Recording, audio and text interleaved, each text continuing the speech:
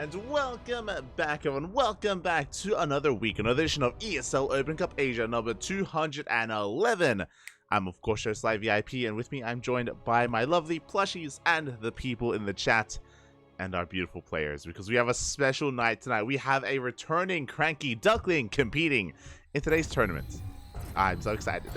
I'm ready. I'm excited. Exclamation mark be in the chat if you guys want to have a look at the bracket yourselves, because this is, again, your weekly dose of Korean StarCraft. Not just Korean, but also players from around the world. And spawning in the top right-hand corner of Solaris, we have the South Korean Protoss player, the Orange Protoss. It is LunaSea.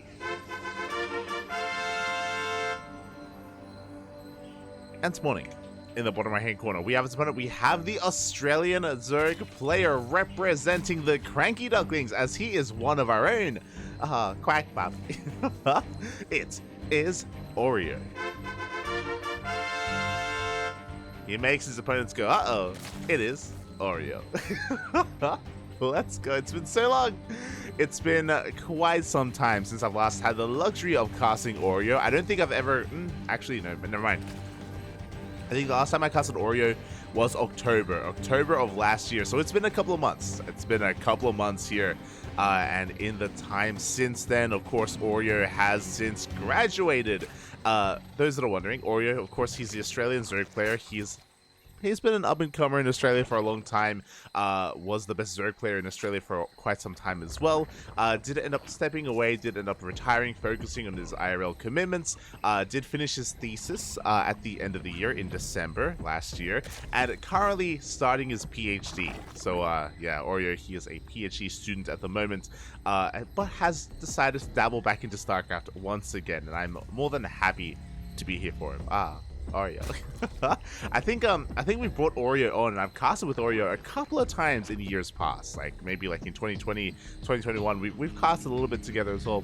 He's a good friend, and is going up against LunaSea. LunaSea, of course, an up-and-coming Korean Protoss player as well. Has also since stepped away from the game, was more of a semi-pro player, just kind of an up-and-comer, similar to Gyelzing, for example, aka Rebellion. Similar to players like Farmy or 3Point or Honmono, Genio, Percival. I would kind of bunch them together in a similar kind of player pool. So this is going to be an interesting one. This is going to be two players that, you know, at times had a lot of potential, did kind of focus on IRL commitments, and have since returned very recently to the game. So here we go. So how will this turn out? As LunaSea is going to be going for a Stargate opener, should be Stargate into Oracle. Meanwhile, Oreo should be just opening up Standard, getting into his Hatch Gas pool into his third base timing as well. We are just joining up. When it comes to Oreo's playstyle, I know that we have a lot of new viewers, and maybe you weren't here back when the CranKy Ducklings had a pro team, back when the CranKy Ducklings were competing in team leagues and major events, and Oreo was competing in ANZ Champs, for example. Oreo, he's a much more standard player. He does cheese and go all in from time to time in ZvZ. ZvZ, you know, we didn't hold back. We don't hold back in ZvZ. But in other matchups, we're very much so mid-game oriented, whether it's against Terran or against Protoss. So we'll see if we have adjusted over time. Likewise, LunaSea going for a Void Ray first, not an Oracle. Void Ray is going to be moving out, heading towards that Overlord. Going to be shutting it down. Adept's going to be moving out across the map.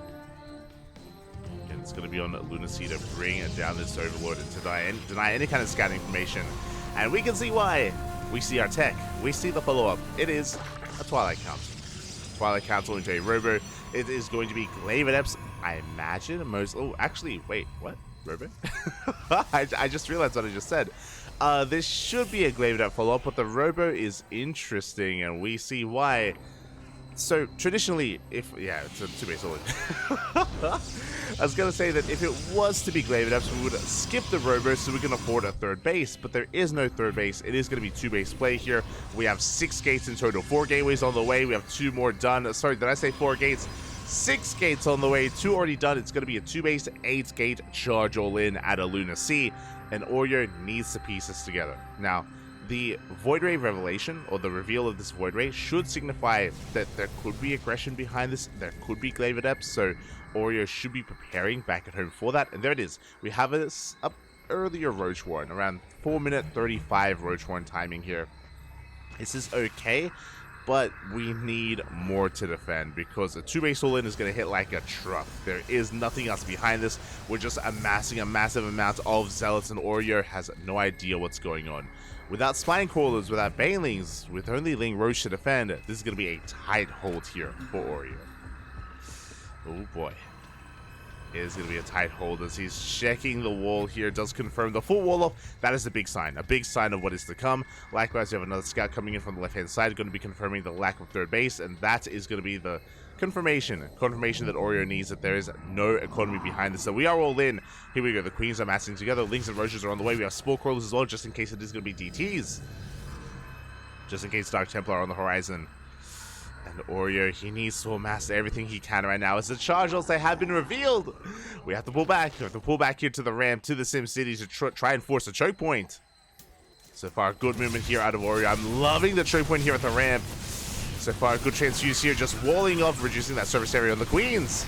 But we have another big warping of Zealots behind this, and it may just be too much here. As we break through, get on top of the Roaches, we're getting on top of the Queens as well. We do have a couple more transfuse. Oh, the transfuse. We have one more. The Queens are slowly going to be going down here as we're still amassing an army. Roach Warren going to be falling. Another wave of Zealots behind this. And it looks like LunaSea has broken through. We have broken the defenses here as drones are falling. And the Roaches are still trying to amass. But without a Roach Warren, no more Roaches. No more Roaches here for Oreo. And it looks like we have broken into the main as well. Again, just took a little bit too long to scout them to react to what was going on. To figure out how committed exactly we were. The charge all-in is snowballing out of control. Again, it was good crisis management out of Oreo, but alas, still not good enough. Again, we just weren't fully aware of what was happening until it was too late, until it was already at our front door. Another big warping of Zealots here. And there's barely anything left. We have a Roach Warren now being rebuilt here, but that's a ways off, Papi, as we get on top of the spawning pool. The spawning pool will go down. And LunaSea is going to be pushing towards the final base here of Oreo. You can see that he's desperately trying to make Spine Coolers, a spawning pool, a Roach Warren, whatever he can. But 2 bases, that's all that LunaSea needs. GG gets called, and LunaSea will take game number 1. GG. He's crazy. He's a lunatic. He's LunaSea. GG. Again, LunaSea did a great job at just hiding the build overall from his opponents, keeping it hidden from Oreo. And again, Oreo just wasn't aware of what kind of aggression was coming his way until it was already on creep. By then, it was a bit too late to respond. He immediately had seconds to react to what was going on. And with that, GG. GG, well played. As we get ready for game number 2. Número 2. Here we go. Also, welcome everyone in the chat as well. Welcome. I see, okay, Hydra in the chat. Psycons as well. Bienvenidos. Hope you are all doing well. It's a lovely Monday evening.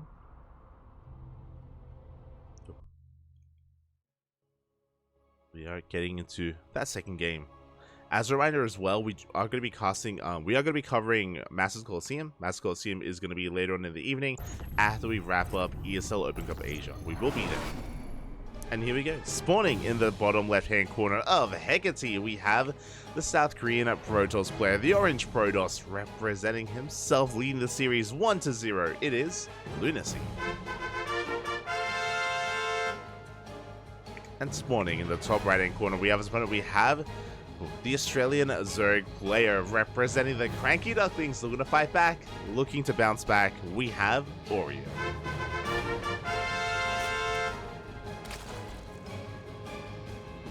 Again, was just a rough position for Oreo overall, just going up against that all-in.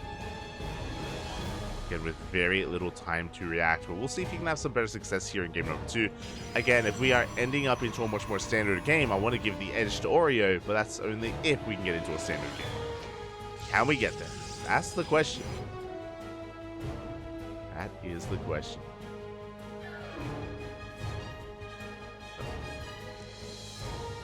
So for now, we're just going to be settling into this. see LunaSea just forcing the unnatural natural here out of Oreo. Forced to expand here at the third base location.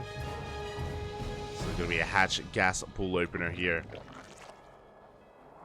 And will eventually be taking that third base himself as well. Now, as we load into Hecate, this is a more defendable map, so I don't expect LunaSea to go for a charge all-in again. Glavideps can be a little bit more successful just because we can avoid a lot of these choke points and actually get into mineral lines.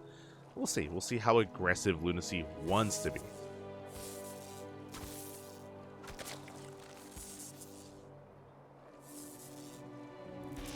So now just being as annoying as possible, tasing away at those drones. Oh. Being an annoyance here.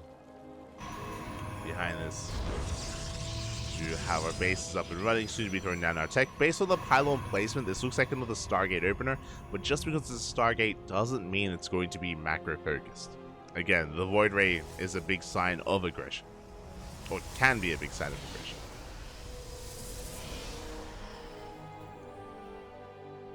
Looks going to be poking in, getting a bit of scouting information before poking the hell out of there. There it is, Stargate on the way, as we mentioned. But whether or not we go for an Oracle is still a bit up in the air. Still not rallied anywhere either. But I imagine because it's a little bit further out, it should be an Oracle first. We'll see. As soon as he's going to be zoned away. Oreo back at home just going to be joining on up. Joining up, saturating his bases. Should soon be throwing down that Eva chamber just like the previous game. I wouldn't be surprised if he opens up just the same way he did in game 1. Again, what are the chances you get all in 2 games in a row? Against LunaSea, that's pretty high. And there it is. Void Ray. It's going to be a Void Ray first once again. Now, the scary thing about this Void Ray opener is that it doesn't have to be the charge all in. Like, AK charge is a more niche build, and we can go into Glavideps from here, we can go into Double Stargate Void Ray, into Skytoss from here, we can go into a Blink Stalker based all-in, or even go into Immortals. There's a lot on the table here for LunaSea. There is a lot that's viable from this point, and it's on Oreo to just be as adept as he can at Scout. The Void Ray does arrive, and is going to be focusing down that Overlord. Oreo behind this, going to be in the dark. Once again, this looks similar, and there it is! As we mentioned, there's a multitude of different builds available here, and it is going to be double Stargate. Now, this could be double Stargate Void Ray, or we could go into a fast Fleet Beacon and rush into Skytoss. This could also be double Oracle production for Mass Oracle, and there it is, Fleet Beacon is thrown down. So this should either be a Tempest Rush or a Carrier Rush. Either or would work.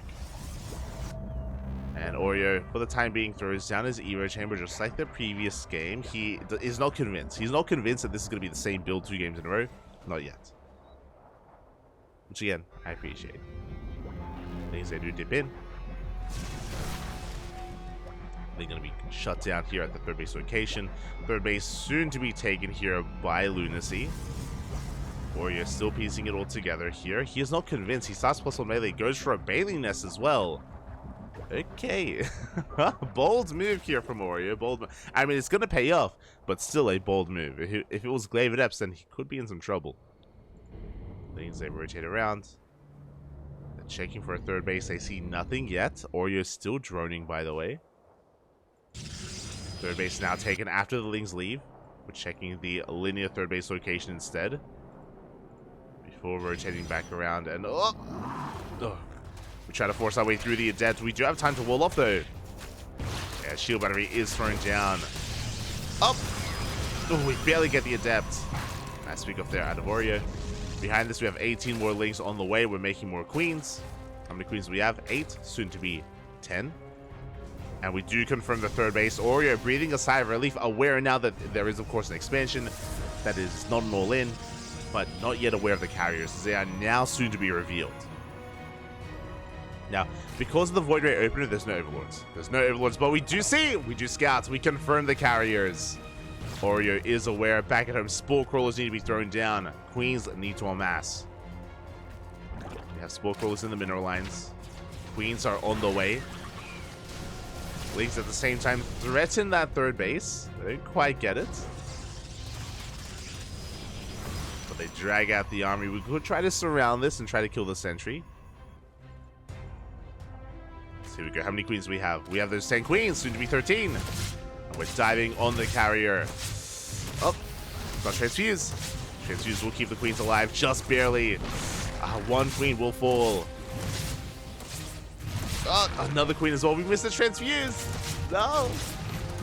Yeah, we do miss a couple of transfuses there, and a couple of queens are going down. Quite a bit of damage being dealt. Yeah, so we have one transfuse remaining. And the carriers are forced back.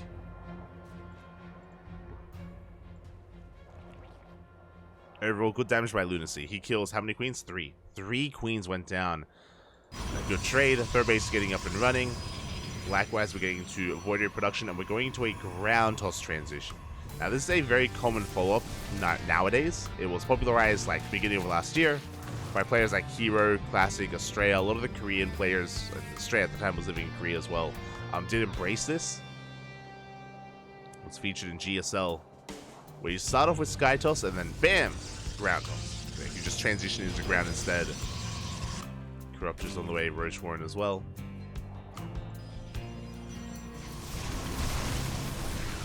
Things. They will confirm the Void Rays. So now we know that there are no more carriers of legs. They do get left behind. A lot of them get shaved off. Oreo has a decent drone count. He's on 82 workers. Really good drone count, actually. He has a solid economy. He has that Spire. But he has to be very careful to overinvest into Corruptors. That's the goal. Like, the goal here for LunaSea is to force an overinvestment. We can see that we only have 10 Corruptors. And we are investing into a Roach Warren, thankfully. Roach Warren's on the way, +2 melee. We are getting ready for a ground assault.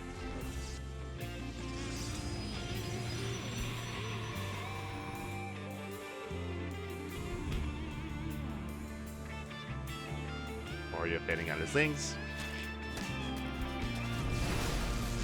Yeah, it does see all the charges, it does see the Archons as well.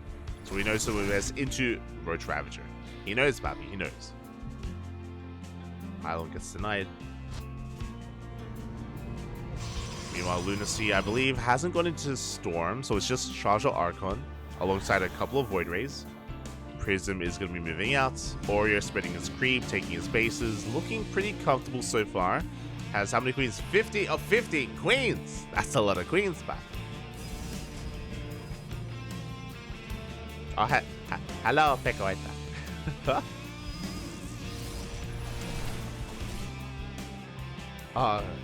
Okay. I was like, oh, are you a LunaSea subscriber? Oh, different LunaSea. I see. And so here we go. LunaSea going to be pushing here on the left-hand side. Oreo has maxed out. When's the split push? We have Roaches. We have Zealots on the right-hand side. Main army towards the left. Damage is going to be done. Yeah, big warping into the main base as well. Queens, they have to defend. Oh, and Oreo, he's being pulled apart. Queens, they will shut down all these Zealots here in the main base. But this left-hand hatchery has been broken. Zealots breaking through on the right-hand side as well. So much damage being done. Oreo, he had 80 workers. Now he's down to 50 as 30 drones go down. Yeah, just a little bit too much. GG gets called. The economic damage is just far too much here. And LunaSea will take the series 2-0. GG. Bye. Oh. GG, well played. Oreo had a much better response this time. He was able to keep up with his opponent, but the split push, the tri-pronged attack of the drop into the main base, the Zealot run by towards the fourth, and the main push towards the third was just too much to handle. Was too much to keep up with. GG. GG, well played. And with that, LunaSea advances on. He advances on into the next round to face off against Hero in a PvP.